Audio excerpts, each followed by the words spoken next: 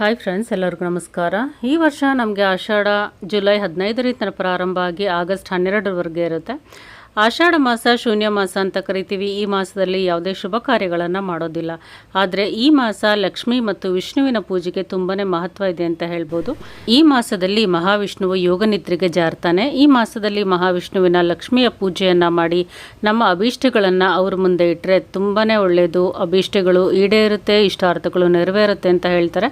ಇನ್ನು ಆಷಾಢ ಶುಕ್ರವಾರ ಲಕ್ಷ್ಮೀ ಪೂಜೆ ಹೇಗೆ ಮಾಡೋದು, ಯಾರೆಲ್ಲ ನೆರವೇರಿಸಬೇಕು, ಹೇಗೆ ನೆರವೇರಿಸಬೇಕು ಅನ್ನೋ ವಿಚಾರಗಳನ್ನು ಸಂಕ್ಷಿಪ್ತವಾಗಿ ತಿಳಿದುಕೊಳ್ಳೋಣ.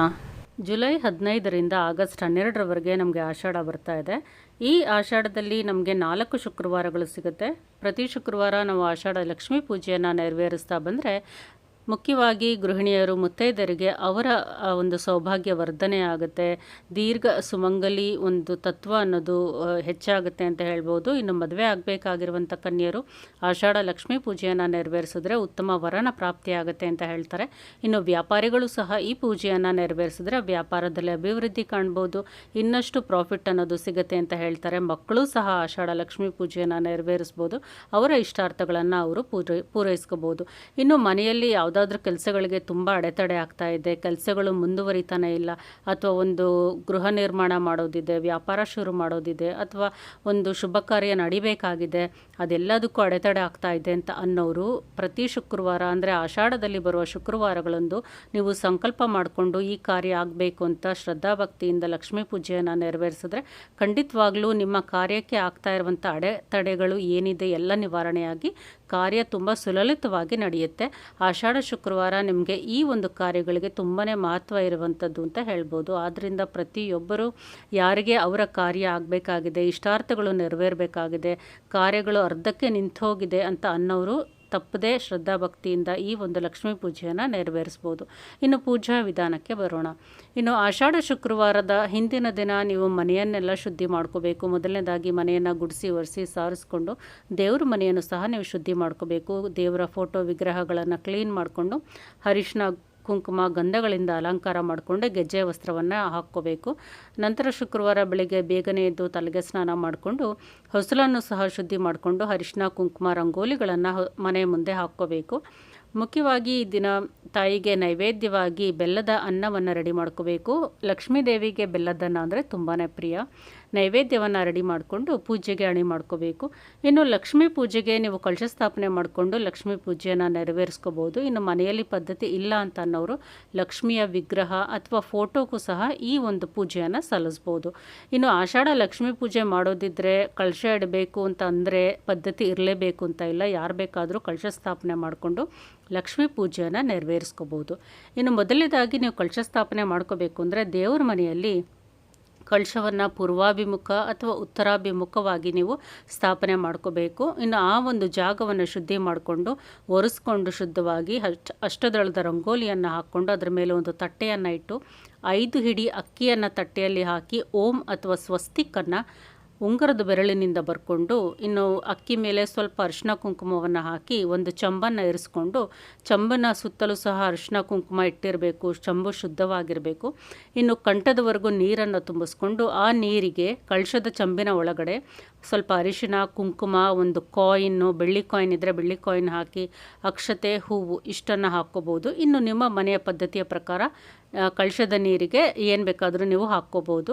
ನಂತರ ಕಂಠಕ್ಕೆ 5 ವೀಳ್ಯದೆಲೆ ಅಥವಾ ಒಂದು ಮಾವಿನ ಎಲೆಯ ಗೊಂಚಲನ್ನು ಅದಕ್ಕೆ ಹಾಕ್ಕೊಂಡು ಅದರ ಮೇಲೆ ಕಾಯಿಯನ್ನು ಇರಿಸ್ಕೋಬೇಕು.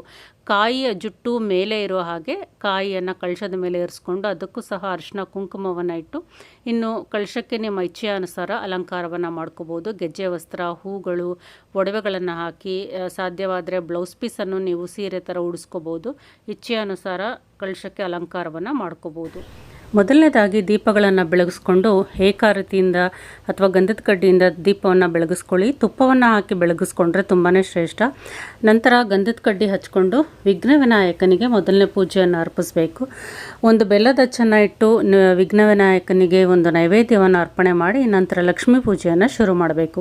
ನೀವು ಕಳಶ ಇಟ್ಟಿದ್ರೆ ಕಳಶದ ಮುಂದೆ ಒಂದು ವಿಳ್ಯದೆಲೆಯನ್ನು ಇಟ್ಟು ಕುಂಕುಮಾರ್ಚನೆಯನ್ನು ಮಾಡ್ತಾ ಲಕ್ಷ್ಮಿಯ ಅಷ್ಟೋತ್ತರವನ್ನು ಪಠಿಸಬೇಕು. ನೀವು ಕುಂಕುಮಾರ್ಚನೆ ಮಾಡ್ಬೋದು, ಹೂವಿನಿಂದ ಅರ್ಚನೆ ಮಾಡ್ಬೋದು, ಅಥವಾ ಅಕ್ಷತೆಯನ್ನು ರೆಡಿ ಮಾಡಿಕೊಂಡು ಅಕ್ಷತೆಯಿಂದನೂ ಸಹ ತಾಯಿಗೆ ಅರ್ಚನೆಯನ್ನು ಮಾಡಿಕೊಂಡು ಅಷ್ಟೋತ್ತರ, ಲಕ್ಷ್ಮಿ ಅಷ್ಟಕ ಸ್ತೋತ್ರ ಮಂತ್ರಗಳನ್ನು ಪಠಿಸಬೇಕು.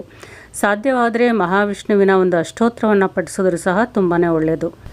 ಮಂತ್ರಪಠಣೆ ಆದಮೇಲೆ ಗಂಧದ ಕಡ್ಡಿ, ಕರ್ಪೂರ, ಸಾಂಬ್ರಾಣಿ ಬತ್ತಿಯಿಂದ ಇನ್ನು ತುಪ್ಪದ ನೀಲಾಂಜನಗಳನ್ನು ಸಹ ತಾಯಿಗೆ ಪೂಜೆಯನ್ನು ಮಾಡಿ ನೈವೇದ್ಯವನ್ನು ಸಮರ್ಪಣೆ ಮಾಡಬೇಕು. ಪೂಜೆ ಎಲ್ಲ ಆದ ನಂತರ ನೀವು ಮನೆಗೆ ಸಾಧ್ಯವಾದರೆ ಒಬ್ಬ ಮುತ್ತೈದೆಯನ್ನು ಕರೆದು ಅರಿಶಿನ ಕುಂಕುಮ ತಾಂಬೂಲವನ್ನು ಕೊಡ್ಬೋದು. ಬೆಳಗ್ಗೆನಾದರೂ ಕರಿಬೋದು, ಸಂಜೆನಾದರೂ ಕರೆದು ಕುಂಕುಮವನ್ನು ಕೊಡ್ಬೋದು. ನೀವು ಇಂತಿಷ್ಟು ವಾರ ಒಂದು ಸಂಕಲ್ಪವನ್ನು ಮಾಡಿಕೊಂಡು 3 ವಾರ ಅಥವಾ 4 ವಾರ ಅಥವಾ 5 ವಾರಗಳು ಆಷಾಢ ಲಕ್ಷ್ಮೀ ಪೂಜೆಯನ್ನು ನೆರವೇರಿಸ್ಬೋದು. ನಿಮಗೆ 4 ಶುಕ್ರವಾರಗಳು ಸಿಗುತ್ತೆ ಆಷಾಢದಲ್ಲಿ. 5 ವಾರ ಮಾಡ್ತೀನಿ ಅಂತಾದರೆ ಮುಂದಿನ ತಿಂಗಳು ಅಂದರೆ ಆಷಾಢ ಮಾಸದ ನಂತರ ಬರುವ ಇನ್ನೊಂದು ಶುಕ್ರವಾರದಂದು ಸಹ ನೀವು ಲಕ್ಷ್ಮೀ ಪೂಜೆಯನ್ನು ನೆರವೇರಿಸ್ಬೋದು. ಅಥವಾ 3 ವಾರ ಅಥವಾ ತಪ್ಪದೆ 1 ವಾರನಾದರೂ ಮುತ್ತೈದೆಯರು ಈ ಪೂಜೆಯನ್ನು ಸಲ್ಲಿಸಿದ್ರೆ ತುಂಬಾ ಒಳ್ಳೆಯದು, ಮನೆಗೆ ತುಂಬಾ ಒಳ್ಳೆಯದಾಗುತ್ತೆ. ಇನ್ನು ಕಳಶ ಇಡೋಕ್ಕೆ ಸಾಧ್ಯವಾಗದೇ ಇರುವಂಥವ್ರು ಲಕ್ಷ್ಮಿಯ ಫೋಟೋ ಅಥವಾ ವಿಗ್ರಹಕ್ಕೆ ಇದೇ ರೀತಿ ಪೂಜೆಯನ್ನು ಸಲ್ಲಿಸ್ಬೋದು. ಕಳಶ ಇಟ್ಟಿರುವಂಥವ್ರು ಸಂಜೆ 9 ಗಂಟೆ ನಂತರ ಒಂದು ಕೆಂಪಾರತಿಯನ್ನು ತಾಯಿಗೆ ಮಾಡಿ ಕಳಶವನ್ನು ಆ ದಿನವೇ ಕದಲಿಸಿ ಪೂಜೆಯ ಸಮಾಪ್ತಿಯನ್ನು ಮಾಡ್ಬೋದು. ಈ ದಿನ ಸಾಧ್ಯವಾದರೆ ಉಪವಾಸವನ್ನು ಸಹ ಮಾಡ್ಬೋದು. ಬೆಳಗ್ಗೆ ಮಧ್ಯಾಹ್ನ ನೀವು ಉಪವಾಸವನ್ನು ಮಾಡಿ ಸಂಜೆ ನೀವು 7 ಗಂಟೆ ನಂತರ ಲಘು ಉಪಹಾರವನ್ನು ಸೇವನೆ ಮಾಡ್ಬೋದು. ಬೆಳಿಗ್ಗೆ ಮಧ್ಯಾಹ್ನ ಹಾಲು ಹಣ್ಣುಗಳನ್ನು ಸೇವನೆ ಮಾಡ್ಬೋದು. ಸಾಧ್ಯ ಇರುವಂಥವರು ಉಪವಾಸವನ್ನು ಮಾಡಬೇಕು. ಇನ್ನು ಈ ಪೂಜೆ ಸಲ್ಲಿಸ್ತಾ ಇರುವಂಥವರು ತಪ್ಪದೇ ಒಂದು ಬ್ರಹ್ಮಚರ್ಯವನ್ನು ಪಾಲಿಸಬೇಕು. ಮನೆಯನ್ನು ತುಂಬ ಶುದ್ಧವಾಗಿ ಈ ದಿನ ಇಟ್ಟಿರಬೇಕು. ಕೆಟ್ಟ ಪದಗಳನ್ನು ಯಾವುದೇ ಕಾರಣಕ್ಕೂ ಬಳಸಬಾರ್ದು. ಮನೆಯಲ್ಲಿ ಈ ದಿನ ನಾನ್ ವೆಜ್ಜನ್ನು ಅಡುಗೆ ಮಾಡಬಾರ್ದು, ತಿನ್ನಬಾರ್ದು. ಈ ರೀತಿ ನೀವು ಸರಳವಾಗಿ ಆಷಾಢ ಲಕ್ಷ್ಮೀ ಪೂಜೆಯನ್ನು ನೆರವೇರಿಸ್ಕೊಂಡು ನಿಮ್ಮ ಇಷ್ಟಾರ್ಥಗಳನ್ನು, ಅಭೀಷ್ಟಗಳನ್ನು ಸಿದ್ಧಿ ಮಾಡ್ಕೋಬೋದು. ವಿಡಿಯೋ ಇಷ್ಟ ಆಗಿದ್ದರೆ ಲೈಕ್ ಮಾಡಿ, ಇನ್ಫಾರ್ಮೇಷನನ್ನು ಖಂಡಿತವಾಗ್ಲೂ ಬೇರೆಯವ್ರಿಗೂ ಶೇರ್ ಮಾಡಿ. Thank you for watching.